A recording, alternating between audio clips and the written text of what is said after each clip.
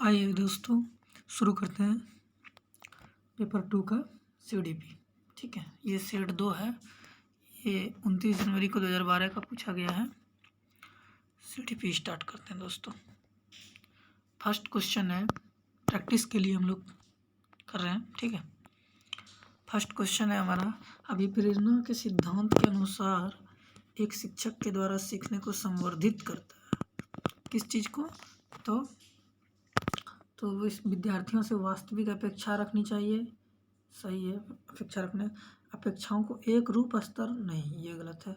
विद्यार्थियों को किसी प्रकार की अपेक्षा ना रखना चाहिए। विद्यार्थियों से बहुत उच्च अपेक्षा नहीं। तो हमारा कौन सा आंसर हो जाएगा? विद्यार्थियों से वास्तविक अपेक्षा होनी चाहिए। कोई भी चीज़ क्या होना चाहिए? वास्तविक अपेक्षा। ठीक है, अगला क्वेश्चन हम पढ़ते हैं। ठीक है, अगला क्वेश्चन हमारा है, विकास शुरू होता है। विकास कहाँ से शुरू होता है? हमारा जन्म से ही विकास शुरू हो जाता है, यानी कि प्रसव पूर्व, गर्भ से ही प्रसव पूर्व अवस्था में विकास कहाँ से शुरू होता है? प्रसव पूर्व। ऑप्शन नंबर 2 से हो जाएगा। ठीक है, क्वेश्चन नंबर 3 बात करते हैं, बहुविध बुद्धि के सिद्धांत के अनुसार सभी प्रकार के पशुओं, खनिज, पेड़ पौधे को पहचानने और वर्गीकृत करने की। पेड़ पौधे की बात आए यानी कि प्रकृति से ना, प्रकृति के, तो ये कौन सी बुद्धि कहलाएगी? तो प्राकृतिक बुद्धि कहलाएगी। ठीक है, तार्किक गणित बुद्धि हम लोग जान ही रहे हैं, क्योंकि वो गणित में जो गणित के विषय में प्राकृतिक बुद्धि जो प्रकृति से लगाव, पेड़ पौधे से।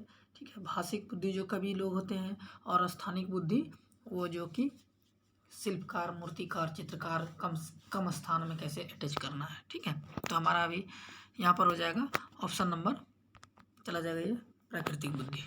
ठीक है, आगे दोस्तों देखते हैं।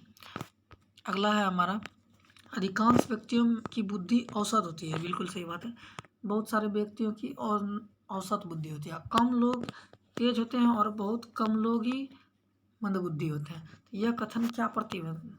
सही बात है, कुछ लोग, ज़्यादातर लोग मीडियम होते हैं, और कुछ तेज होता है, और कुछ तेज होता है, और कुछ क्या होता है? मंदबुद्धि होता है। ज़्यादातर मैक्सिमम क्या होता है? एक समान होता है, औसत। तो ये क्या कहलाएगा हमारा? तो बुद्धि क्या हुआ? बट गया, बुद्धि का वितरण नियम। तो हमारा क्या हो गया? बुद्धि का वितरण नियम। ठीक है, जाति का इसमें तो बात आ नहीं सकता बुद्धि के लिए। ठीक है, तो ये हमारा क्या हो गया? बुद्धि का वितरण नियम। अगला हमारा है, सही, फटाफट सेट मारिएगा दोस्तों, प्रैक्टिस करिएगा, देखिएगा कितना नंबर लाते हैं। ठीक है, आप लोग भी। और सहयोगी अधिगम में अधिक उम्र के प्रवीण विद्यार्थी और छोटे, कम और निपुण विद्यार्थियों की मदद करते हैं। इससे क्या होती है? हमारा क्वेश्चन नंबर 5 है, इससे क्या होती है? गहन प्रतियोगिता होती है, उच्च नैतिक विकास होता है, समूहों में द्वंद्व होता है, और इस उच्च उपलब्धि और आत्मसम्मान विकसित होता है। ठीक है, तो हमारा गहन प्रतियोगिता नहीं होगा। ठीक है, उच्च नैतिक का विकास भी नहीं होगा, समूहों में द्वंद्व कभी नहीं होगा, उच्च उपलब्धि और आत्मसम्मान होता है, विकसित होता है। ठीक है,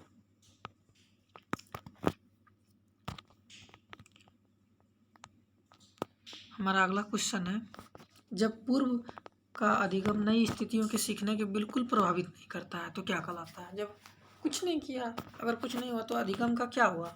हमारा शून्य का स्थानांतरण हो गया। क्या हो गया? शून्य का स्थानांतरण। ऑप्शन नंबर 1 सही हो जाएगा। ठीक है, कुछ हुआ ही नहीं, किसी चीज़ को प्रभावित ही नहीं किया, तो क्या हो जाएगा? शून्य का स्थानांतरण। अगला क्वेश्चन हमारा है, चिंतन अनिवार्य रूप से, चिंतन क्या है? अनिवार्य रूप से क्या है? संज्ञानात्मक गतिविधि है, नहीं है। मनोगतिक प्रक्रिया नहीं, मनोवैज्ञानिक परिघटना है। ठीक है, मनोवैज्ञानिक क्या है? परिघटना। अगला क्वेश्चन है, एक बाल केंद्रित कक्षा में सामान्यतः सीखते हैं। बाल केंद्रित कक्षा में बालक कैसे सीखेगा? एक तो पर्सनल सीखेगा ये, और समूह में ज़्यादा सीखता है, तो दोनों रूप में सही जवाब हो गया।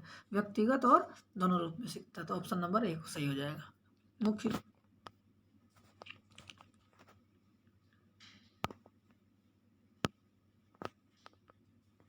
हमारा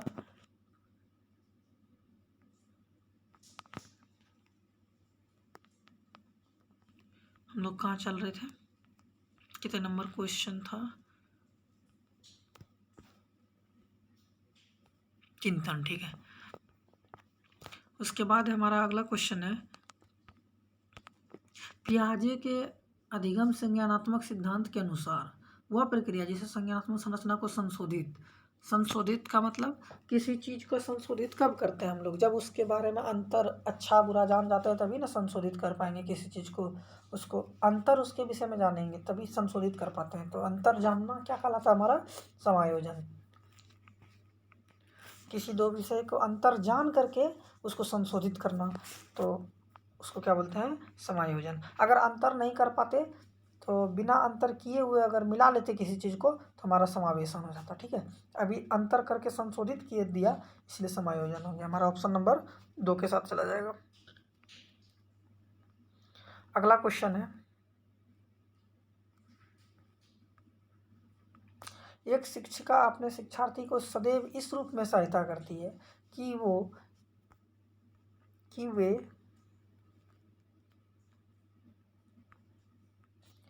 विषय क्षेत्र से प्राप्त ज्ञान को दूसरे विषय क्षेत्रों के ज्ञान से जोड़ सके। मतलब इस तरह सहायता कर रहा है शिक्षक कि विषय क्षेत्र से प्राप्त जो ज्ञान हुआ वो दूसरे विषय के क्षेत्र के ज्ञान में जोड़ देगा। इसको क्या कहते हैं? ज्ञान का संबंध हो गया एक तो, और उसका क्या हो गया? अंतरण हो गया। ऑप्शन नंबर 2 के साथ चला जाएगा।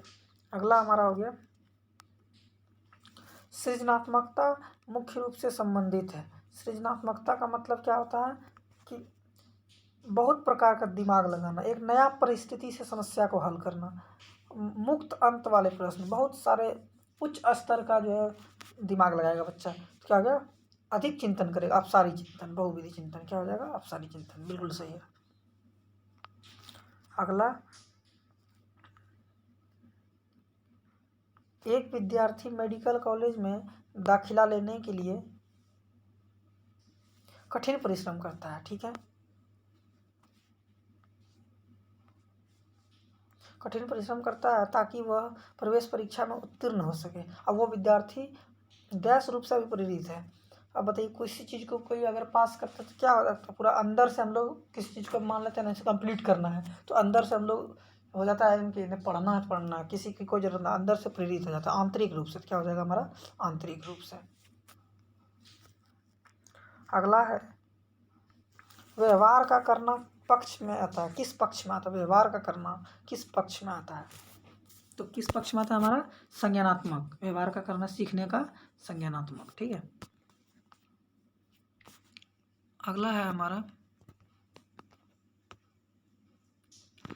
विज्ञान कला प्रदर्शनियाँ, संगीत, नृत्य प्रस्तुतियों को विद्यालय पत्रिका के लिए निकालने के लिए किसके लिए है? विद्यार्थियों को सृजनात्मकता मार्ग उपलब्ध कराने के लिए, विद्यार्थियों के व्यवसाय, नहीं ये नहीं होगा, विद्यार्थियों का विद्यालय का नाम रोशन नहीं होगा, अभिभावकों को संतुष्ट। तो क्या हो जाएगा हमारा? शिक्षार्थियों को सृजनात्मक मार्ग उपलब्ध कराना, ठीक है।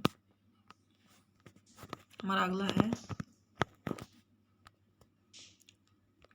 एक शिक्षिका अपने शिक्षार्थी को अनेक तरह की सामूहिक गतिविधियां, बहुत प्रकार के ग्रुप में काम व्यस्त करा है, जैसे समूह चर्चा हुआ, समूह परियोजनाएं, भूमिका निर्वाह आदि ये सीखने का आयाम उजागर करता है। तो क्या ये क्या करना चाह रहा है? कि सामाजिक गतिविधि के रूप में अधिगम हो, है ना। तो ये क्या हो जाएगा हमारा?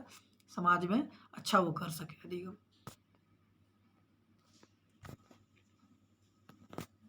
अगला है हमारा, जब एक शिक्षिका दृष्टिबाधित शिक्षार्थी को कक्षा के अन्य शिक्षार्थियों के सामूहिक गतिविधियों के शामिल करती है, तो क्या, जब किसी भी समान शिक्षा की बात करें तो हम लोग क्या पढ़े हैं? समावेशी शिक्षा। दिखते ही लगा देना, समावेशी शिक्षा का भावना का कार्य कर रही है।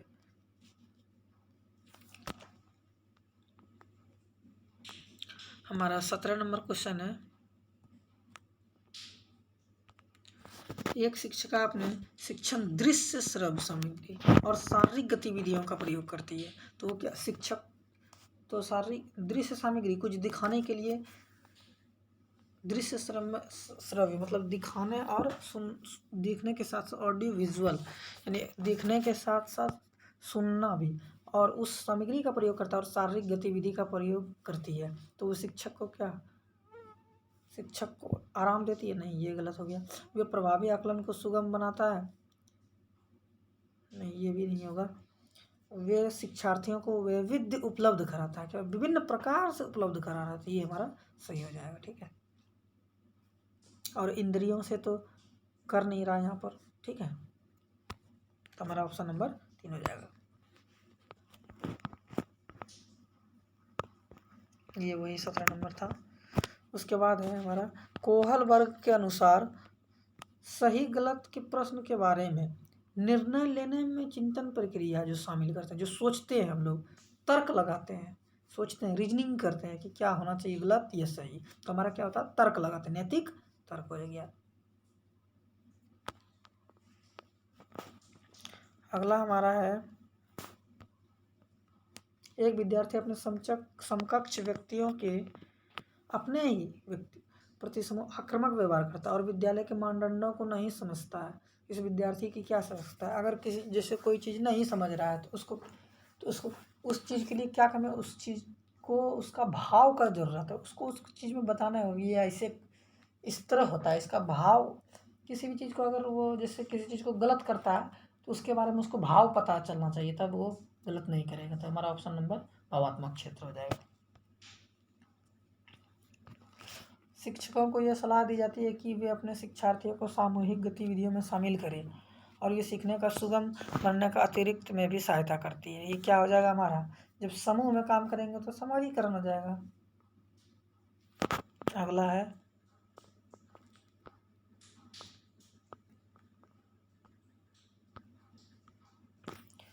समावेशी शिक्षा किस विद्यालय की व्यवस्था की ओर संकेत। विशेष आवश्यकता वाले बच्चों को विशिष्ट विद्यालयों में माध्यम शिक्षा देना प्रोत्साहित करती है? नहीं, ये नहीं होगा। केवल बालिका? नहीं, केवल तो ऐसे ही नहीं होगा। जो सभी निर्योग्य बच्चों को शामिल करती है? नहीं। जो उनकी शारीरिक, बौद्धिक, सामाजिक और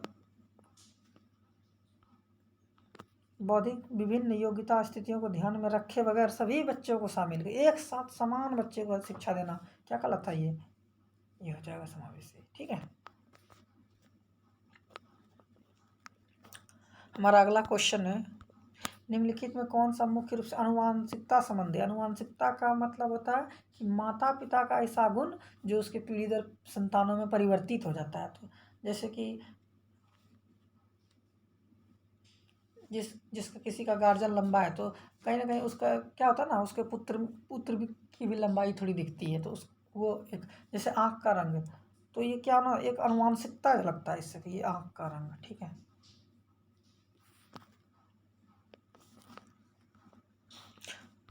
अगला है हमारा शिक्षकों को अपने विद्यार्थियों की त्रुटियों का अध्ययन करना चाहिए क्योंकि वह प्रायः डैश की ओर संकेत करता है।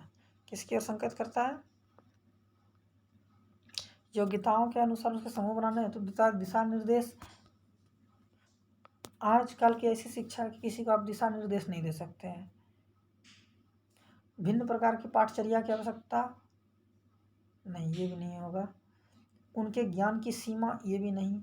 आवश्यक उपचारात्मक युक्ति, अगर त्रुटि कर रहा है उसके लिए क्या सही है वो चीज़ होना चाहिए। आवश्यक उपचार, बिल्कुल सही बात। इसके बाद है सीमा हर पाठ को बहुत जल्दी सीख लेती है। ठीक है, और लीना उसी पाठ को समय लेट से सीखती है। तो ये किसका, तो ऐसा होता है, कोई जल्दी सीख लेता है, कोई कम सीख लेता है। तो आदमी का क्या होगा, ये आदमी का भिन्नता है, विभिन्नता है। तो आदमी को व्यक्तिक भिन्नता, ठीक है, विभिन्नता। ये हो गया हमारा 25 नंबर क्वेश्चन है निम्नलिखित में से किसके अंतर्गत अतिरिक्त, किसके अलावे यानी सभी वातावरणीय कार्य विकास को आकार देता है।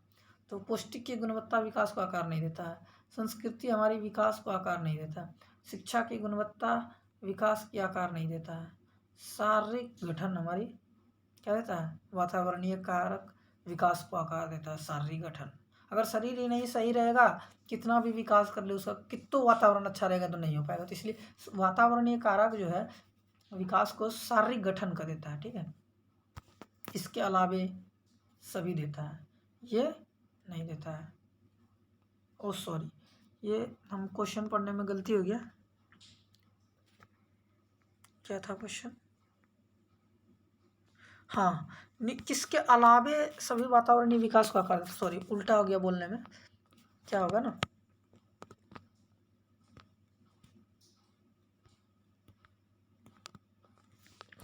सभी वातावरणीय किस निम्नलिखित में से किसके अतिरिक्त सभी वातावरणीय आकार देते हैं? उल्टा मिस्टेक हो गया बोलने में।